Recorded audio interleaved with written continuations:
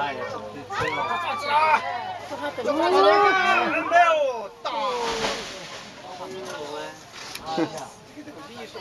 you capture it? Yeah. Now what? Someone told me they should have cut it down so it fell. Yeah, I know, really. Unless there's like a bunch of these other houses there too. How is that Mitsubishi gonna like drive around that? There's another crane. This is rural China, in the Yunnan province. Someone just cut down a tree right in front of us.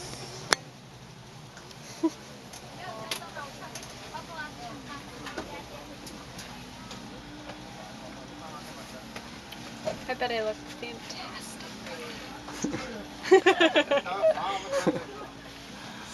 Angela. I last showered 2 days ago. Oh no.